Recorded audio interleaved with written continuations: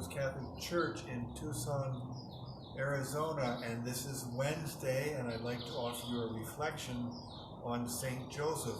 And getting back to the Litany of St. Joseph, I'd like to talk about Joseph most courageous, fortissime, as it says in the Litany in Latin, sometimes translated as valiant, strong, or courageous. Joseph is a man of virtue, justice and prudence and temperance, but we want to talk about his courage today, and I'm inspired by something Pope Francis wrote in his lovely letter, which I hope you read, on the heart of the Father.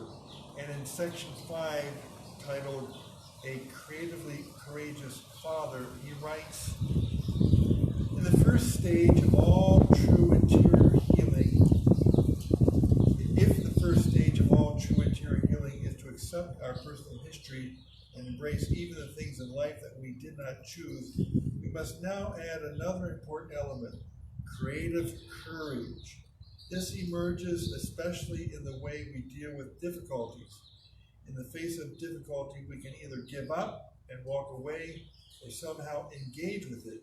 At times, difficulties bring out resources we did not even think we had. And of course, he turns to Joseph to give us a sterling example of this kind of creative courage. Continuing, he writes, as we read in the infancy narratives, we may often wonder why God did not act in a more direct and clear way. Yet God acts through events and people. Joseph was the man chosen by God to guide the beginnings of the history of redemption.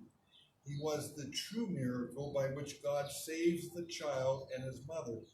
God acted by trusting in Joseph's creative courage.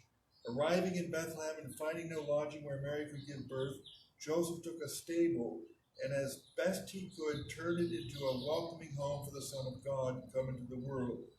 Faced with the imminent danger from Herod, who wanted to kill the child, Joseph was warned once again in a dream to protect the child and rose in the middle of the night to prepare the flight into Egypt.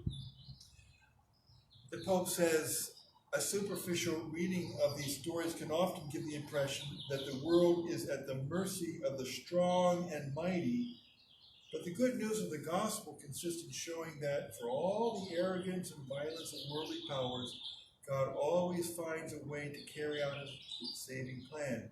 So too, our lives may at times seem to be at the mercy of the powerful, but the gospel shows us what counts. God always finds a way to save us, provided we show the same creative courage as the carpenter of Nazareth, who was able to turn a problem into a possibility by trusting always in the divine providence. You can read the rest of that lovely passage, and I hope you read the whole letter of the Pope, but it's something for us to reflect on. How do we respond to difficult situations? Do we really ask God for courage and that creativity by which we can rise to the occasion, meet the challenges that face us, and not cower or be timid or run away? We have a duty to protect those around us, to even defend the faith at times, and to stand up for Jesus and Mary, his mother, as Joseph did. So let us pray through the intercession of St. Joseph for this wonderful virtue of courage. God knows we really need it at this time.